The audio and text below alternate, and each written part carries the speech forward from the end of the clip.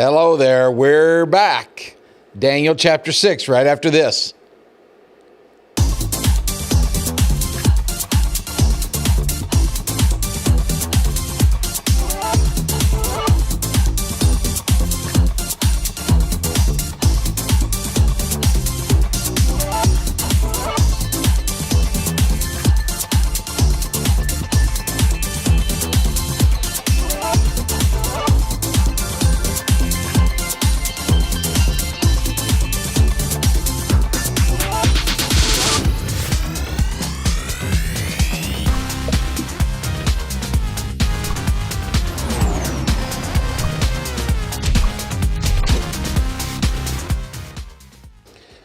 And good morning. It is good to be back with you.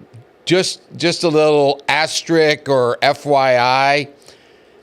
I was not aware that last week my wonderful videographer here was not going to be here. I showed up and found out he was on vacation, and he probably deserved one, and hope he had a wonderful time. So that's why we didn't meet with you last week live. We are back, and we are in Daniel chapter 6. It's getting close to school. 1 week from tomorrow, our kids start back, and so probably there's some parents like, yes, I cannot wait. And maybe there's some kids feeling that way as well. So, hey, I'm going to read a story for you to get us into the text.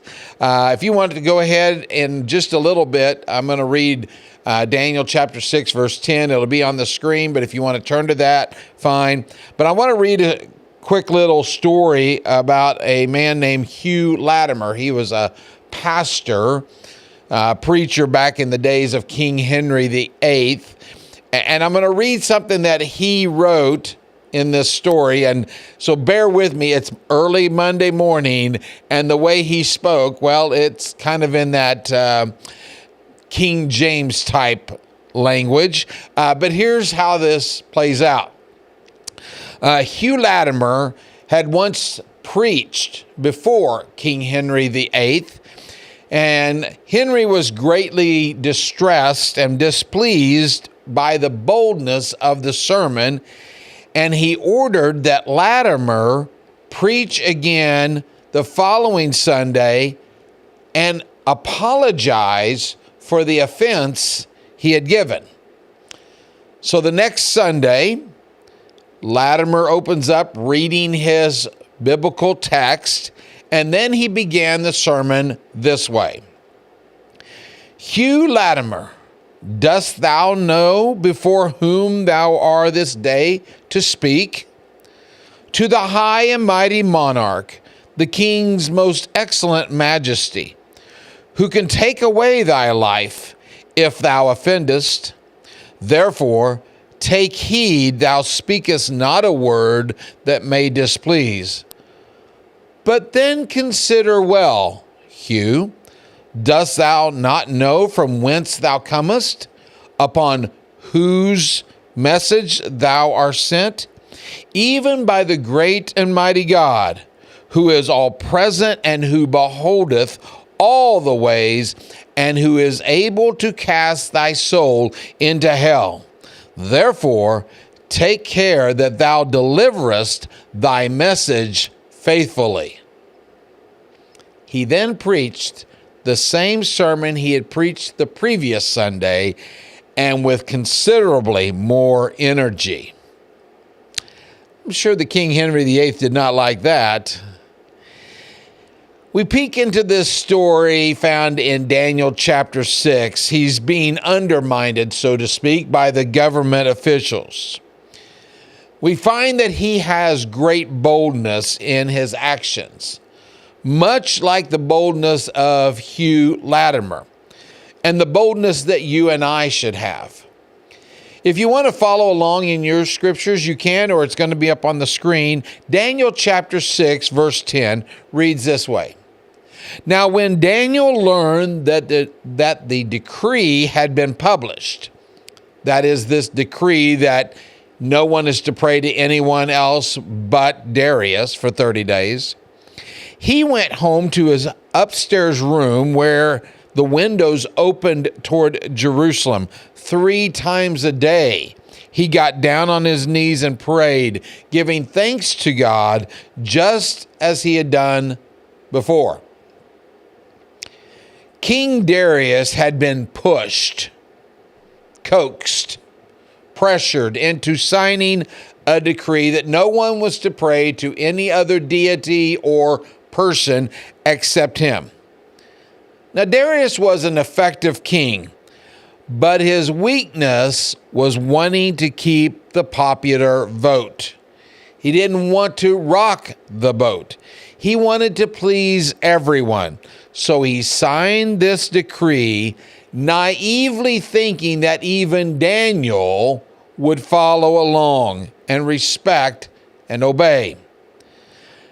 We need to understand that Daniel is not being disrespectful to Darius here.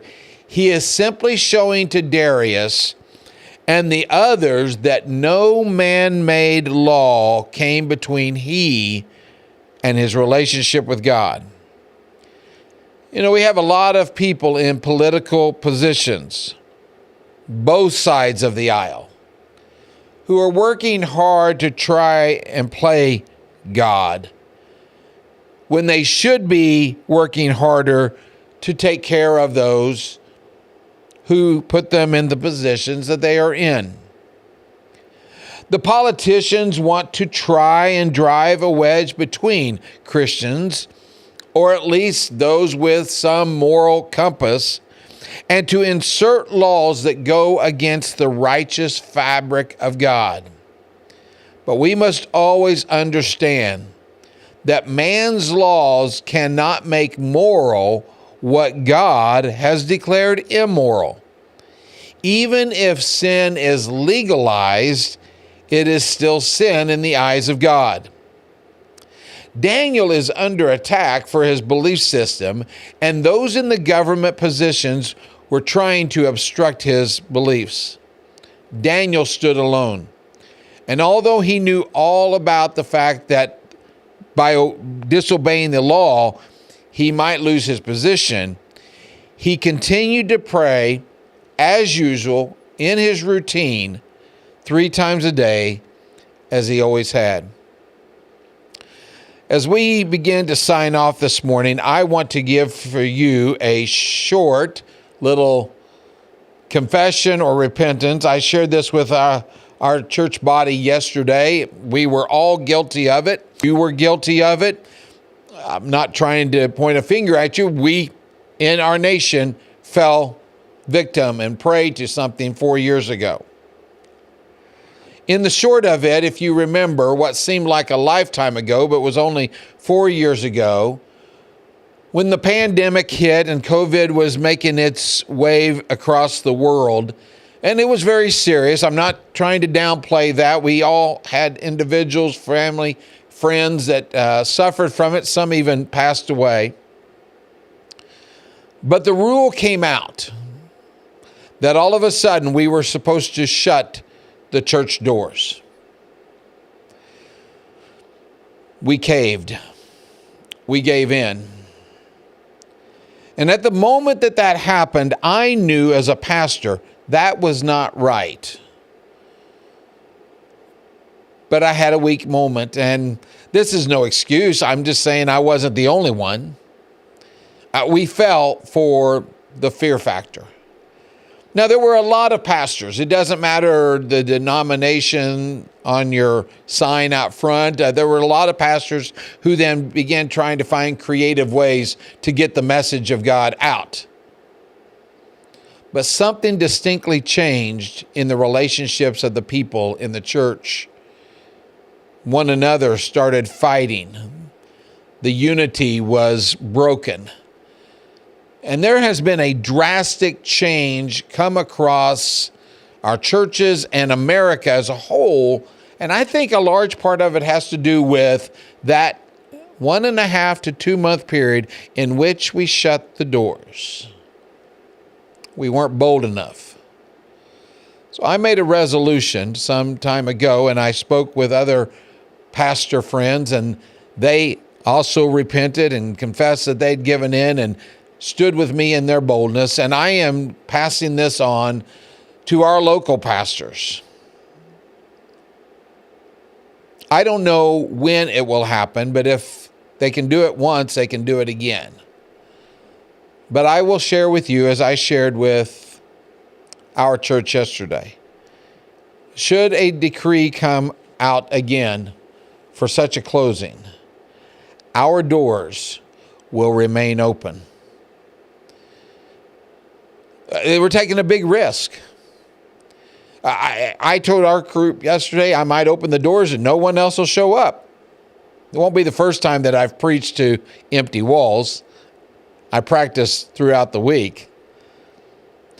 But I do not believe that it would be right nor proper to shut the doors, not allowing for people to have a place of worship just because of a sickness. And so there is my statement of boldness. I fell one time. I messed up there.